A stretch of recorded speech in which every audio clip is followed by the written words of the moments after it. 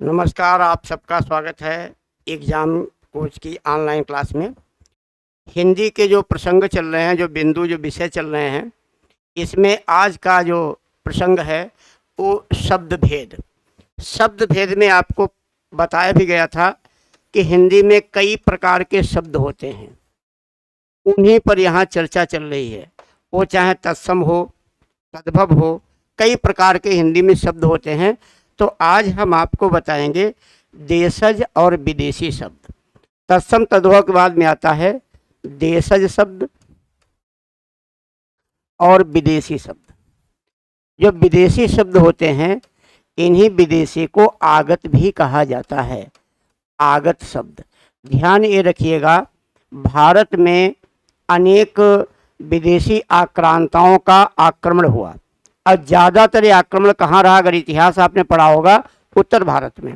तो उत्तर भारत में बहुत से विदेशी आक्रांत आए, तो चाहे वो अंग्रेज रहे हों, पुर्तगाली रहे हों, फ्रांसीसी रहे हों, डच रहे हों, मुगल रहे हों, इन सभी ने अपनी भाषाओं का यहाँ प्रचार प्रसार किया।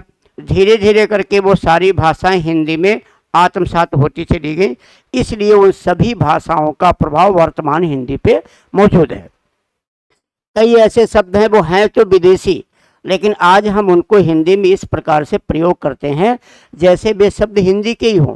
जैसे आप स्टेशन कहते हो कि स्टेशन पे जाना है, ट्रेन स्टेशन पे आई है, या ट्रेन कहते हैं, डाक कहते हैं, ऑफिस कहते हैं, कॉलेज कहते हैं। हालांकि ये शब्द हिंदी के नहीं हैं, लेकिन फिर भी हिंदी में इन शब्दों का प्रयोग उसी प्रकार से होता है जैसे ये हिंदी के शब्द हों।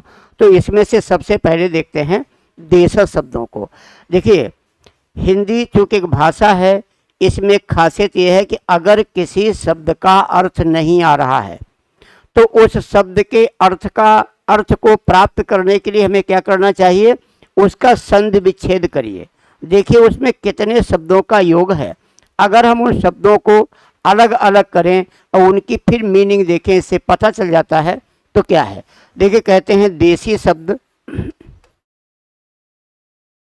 या देशज, देशी या देशज।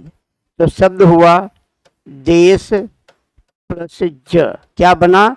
देश प्लस जा।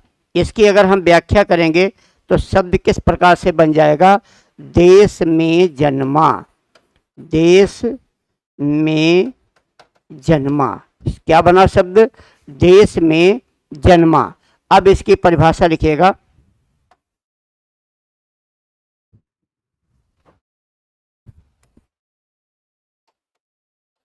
हिंदी के वे शब्द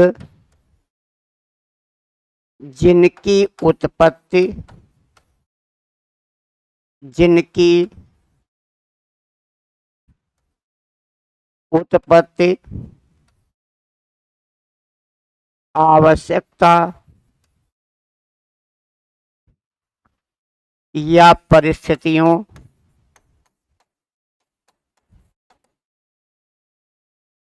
आवश्यकता या परिस्थितियों के कारण हुई, उन्हें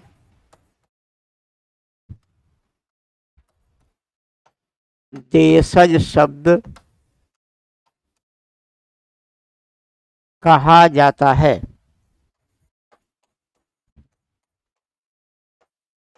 अब देखो किस तरीके से इसकी परिभाषा लिखी गई। क्या समझा जाता है कि हिंदी के वे शब्द जिनकी उत्पत्ति कैसे हुई? आवश्यकता के कारण या परिस्थितियों के कारण। ये आवश्यकता और परिस्थिति क्या है? ध्यान रखिएगा, एक शब्द है कि जो किसी भी व्यक्ति की, वस्तु की या स्थान की जो आकृति है, जो शक्ल है, जो सूरत है, वो उसी वस्तु, व्यक्ति या स्थान की है।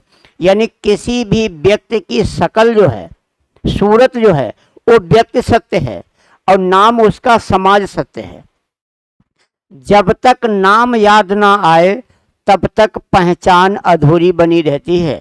काफ़ी समयांतराल बाद यदि आप कभी अपने किसी मित्र को बाहर मिलें, उसके बाद कहेंगे इसको हमने देखा तो है कहीं, लेकिन ये कहाँ देखा, कब देखा, ये बात तब याद आएगी जब उसका आपको नाम याद आ जाए।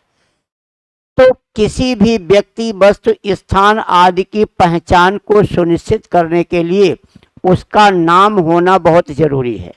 बिना नाम के पहचान अधूरी रहती है। इसलिए हर वस्तु, हर व्यक्ति, हर स्थान का कोई न कोई नाम अवश्य होता है। दूसरी बात क्या है कि नाम से व्यक्ति के मस्तिष्क में आकृति जन्म लेती है। जैसे किसी का हाथी, हाथी शब्द आते ही आपके मन में एक विशालकाय जानवर की आकृति जन्म ले रही है, उसके सूंड होती है, विशाल जानवर होता है। या किसी भी, कोई भी चीज़, किसी का हवाई जहाज, हवाई जहाज शब्द दिमाग में आते ही, शब्द कान में पड़ते ही आपके मस्तिष्क में हवाई जहाज क्या है, उसका उपयोग क्या है, कैसे चलता है, आकार क्या होता है, ऐसी चीज़ें आपके दिमाग में आती हैं। ऐसे चित्र बनाने के लिए अगर किसी ने कहा कि गुलाब का फूल बनाओ, तो गुलाब के फूल की आकृति आपके मस्तिष्क में आ जाती है। अब आप उस फूल को जो है चित्र पर, उस पर एक कागज़ पर उकेर देते हैं, बना लेते हैं। इसलिए नाम जरूरी है। अब देशज शब्दों का जन्म कैसे हुआ? ध्यान दीजिएगा कि हर वस्तु, व्यक्ति, स्थान या किसी भी चीज़ का नाम अनिवार्य है।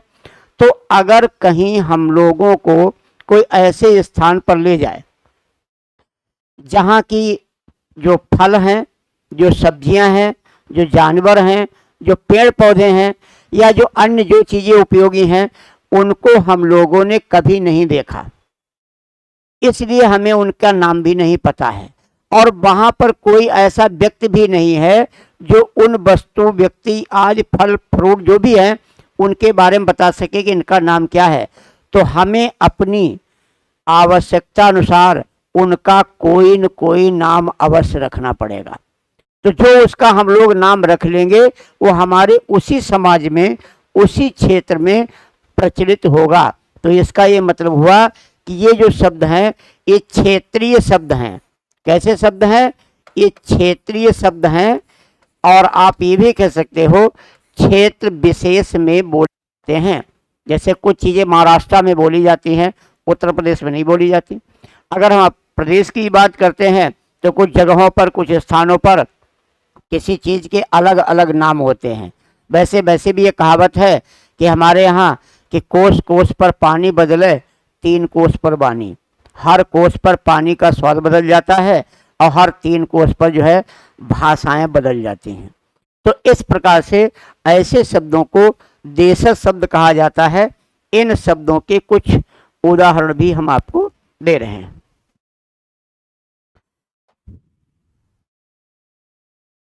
जैसे लोटा, पगड़ी,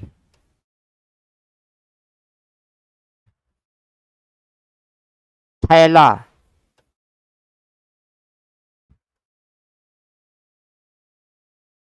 टांग,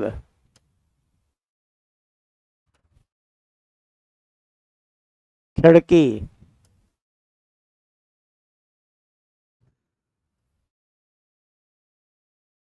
थाली, टोपी,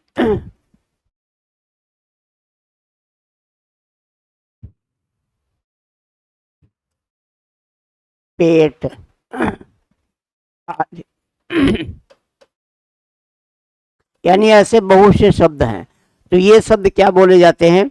देसी बोले जाते हैं, या क्षेत्रीयता के प्रभाव के कारण इनका निर्माण माना जाता है। और ज़्यादातर इस प्रकार के शब्दों का प्रयोग जो क्षेत्रीय भाषाओं में कविताओं का सृजन होता है, या क्षेत्रीय भाषाओं में कोई भी गद्य की विधा या काव्य की विधा कुछ लिखा जाता है, उसमें इस प्रकार के शब्दों का प्रयोग बहुतायत से पाया जाता है। ठीक है। तो इसी प्रकार से अब देखिए आपका अगला आता है, ये देसी शब्द था। अब आता है विदेशी या विदेशज। कहेंगे विदेशी या विदेशज। इसका भी अगर विच्छेद करिए तो क्या बनेगा? विदेश प्लस ज। विदेश प्लस ज क्या मतलब हुआ? विदेश में जन्मा। विदेश प्लस जा तो इसका अर्थ हुआ कि विदेश में जन्मा। अब इसे जरा परिभाषित करिएगा।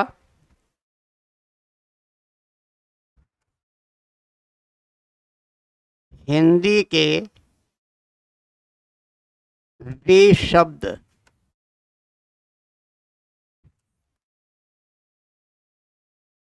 जिनका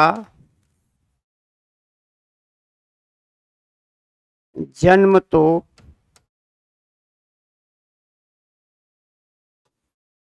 विदेश में हुआ,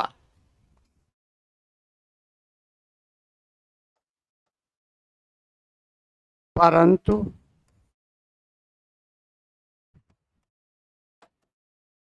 हिंदी के संपर्क में आकर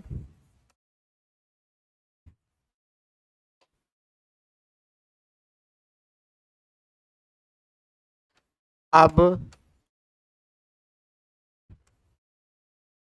उन्हें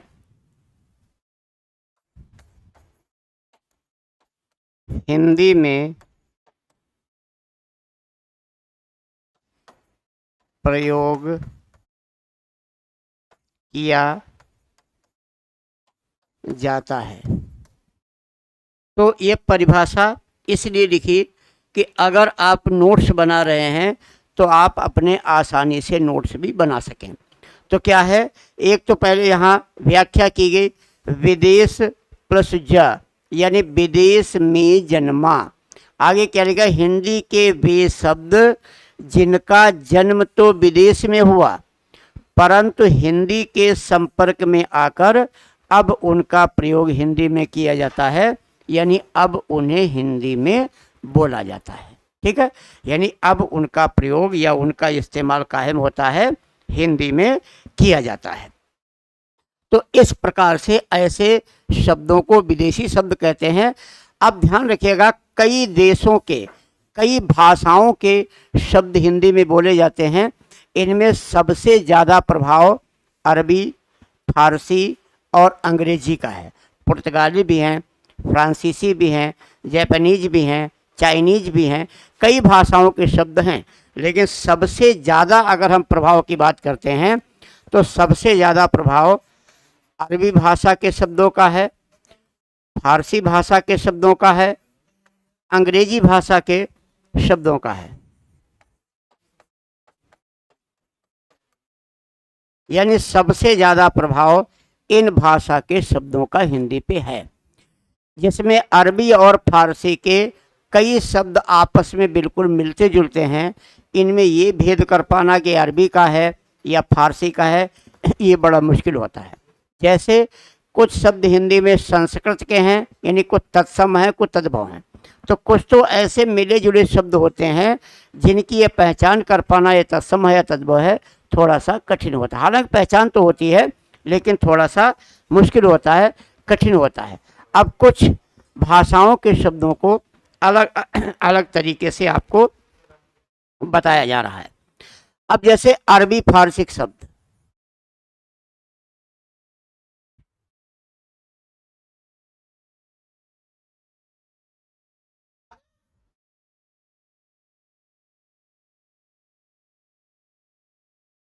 अरबी फारसी के शब्द कौन कौन से शब्द हैं जो अरबी फारसी भाषा के हैं? लगभग 6 से 7 हजार प्रकार के शब्द इसमें ऐसे बोले जाते हैं। इन शब्दों कुछ नाम दिखाते हैं आपको। आतिशबाजी, आतिशबाजी। यहाँ एक चीज आपको क्लियर कर दें, देखिए ये जो श है, इस सा से बने हुए अगर शब्द हैं तो वो केवल 3 ही प्रकार की भाषाओं में होंगे। इस सा के प्रयोग या तो तत्सम में किया जाता है, तत्सम शब्द में, या तो इस प्रकार के सा का इस्तेमाल किया जाता है। कोई भी ऐसा अगर शब्द लेंगे, तत्सम शब्द लेंगे, जैसे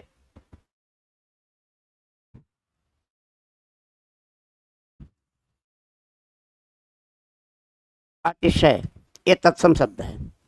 या तो इसका प्रयोग फारसी भाषा में होता है, जैसे आतिशबाजी ऊपर लिखा हुआ है, या तो शब्द इसका अंग्रेजी भाषा में होता है,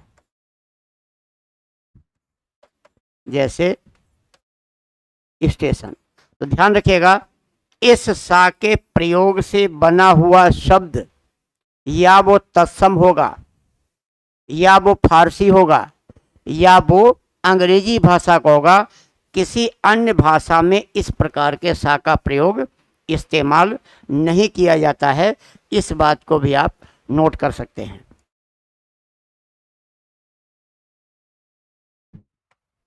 तो आतिशबाजी हो गया,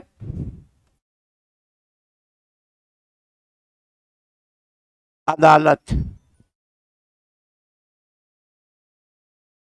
तारीख,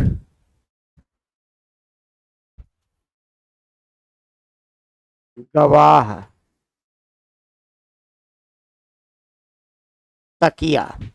अब शब्द देखे हैं तकिया। तकिया शब्द की हिंदी जो होती है वो उपधान होती है। तकिया शब्द की हिंदी क्या होती है? उपधान होती है। शिकायत, शिकायत शब्द की जो हिंदी होती है वो क्या बनती है? शिकायत शब्द की हिंदी परिवाद, परिवाद यानी शिकायत। खत,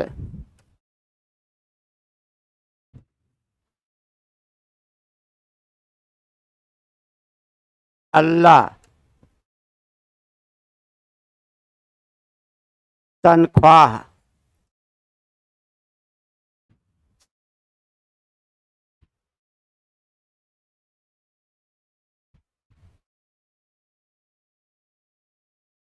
हफ्ता, गुलाब, सितार,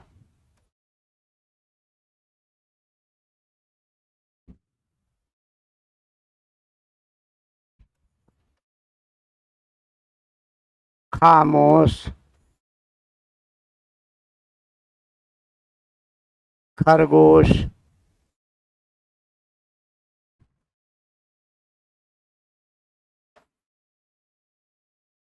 खिलाफ, मुंसिफ, वकील, मानसून,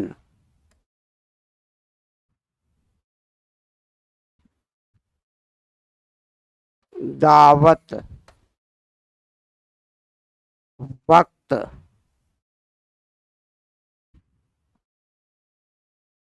हौसला,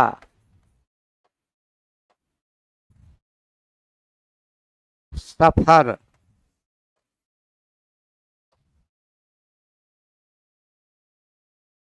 आदि। यानी इस प्रकार के बहुत से ऐसे शब्द होते हैं जो अरबी फारसी भाषा में प्रयुक्त किए जाते हैं।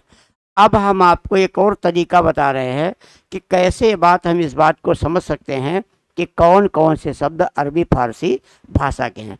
इन शब्दों को देखने के बाद कुछ उपसर्ग से शब्द बनते हैं, उस पर भी आप ध्यान दे लीजिएगा। जैसे बा, बे,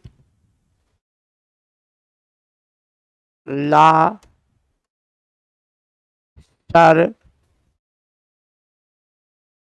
ना,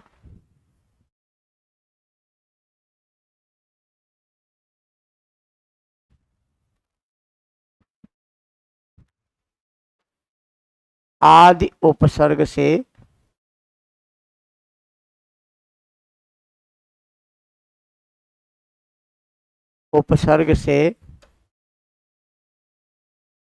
बने शब्द। यहाँ एक और उपसर्ग ले लेते हैं, हम। अब इन उपसर्गों से बने शब्द यहाँ लिख देते हैं ताकि आपको पता चले ये शब्द किस किस भाषा में प्रयोग किए जाते हैं।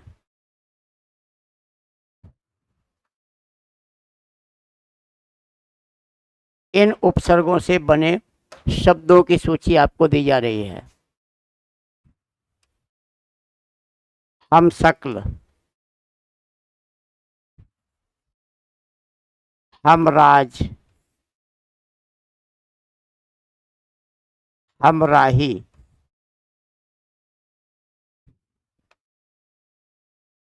हमदम, हम सफर। यानी हम उपसर्ग से बने शब्द। अब बा से, बा अदब, बाकायदा, बा वजह, बा माने सहित होता है, बावजूद,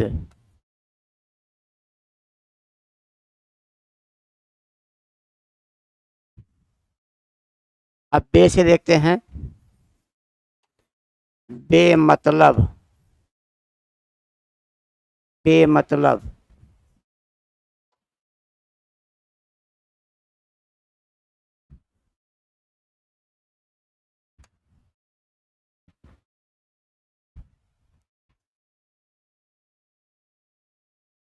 बेकार, बेहिसाब, बेवजह,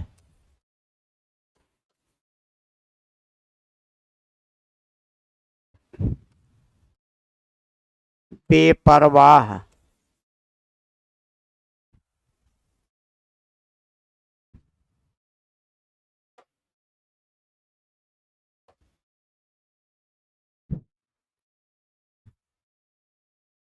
अब ला वाले बता देते हैं। लापता, लाजवाब, लाकीमत, लावारिस,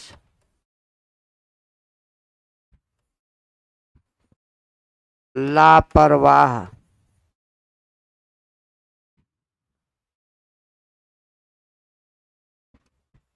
सर से शब्द बना देते हैं। सरकार, सरपंच, सरजमी, सरहद,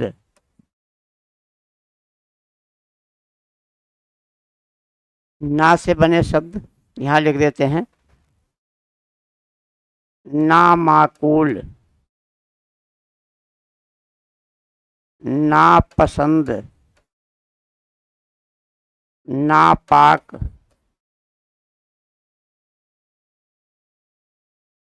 नामुराद,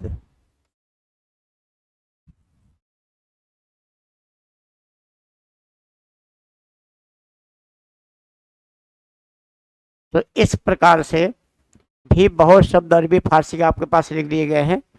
चाहे वे हम उपसर्ग से बने हो, बा उपसर्ग से बने हो, बे उपसर्ग से बने हो, ला उपसर्ग से, सा उपसर्ग से और ना उपसर्ग से बने हुए शब्दों की सूची भी आपके सामने है। ये शब्द भी अरबी फारसी भाषा के हैं। तो ये थे अरबी फारसी भाषा से बने शब्दों की सूची आपके सामने। और अब दिखाते हैं पुर्तगाली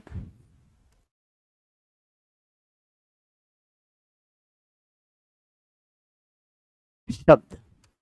पुर्तगाली भाषा के कौन कौन से शब्द हैं जो आम तौर से हिंदी में बोले जाते हैं? जैसे आलपीन, अलमारी,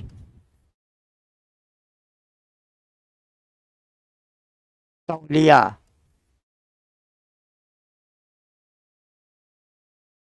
चाबी, गमला, कमरा,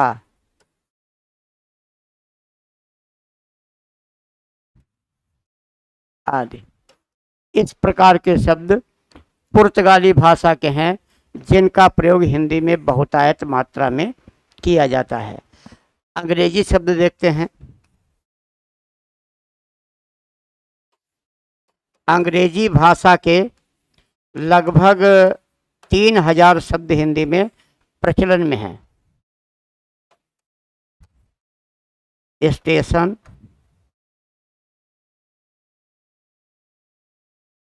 office, school, college, book,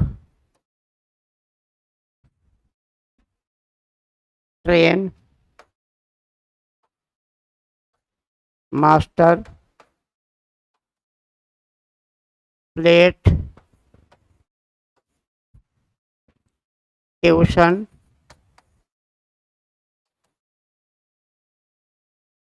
pencil,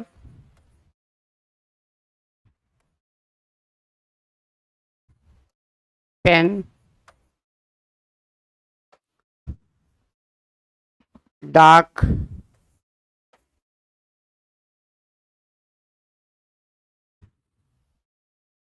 hostel आदि। यानी अंग्रेजी भाषा के बहुत से शब्द हिंदी में अब वो प्रचलन में हैं। हिंदी में अगर कोई चीज़ आपको लिखनी है, जैसे स्कूल, स्टेशन आदि शब्दों को तो हम लगातार इस प्रकार से यूज करते हैं, प्रयोग करते हैं, जैसे वे शब्द हिंदी के ही हों। रेल वगैरह सब शब्द इसी श्रेणी में इसी तरीके से आते हैं। इसके बाद आते हैं कुछ जापानी भाषा के शब्द।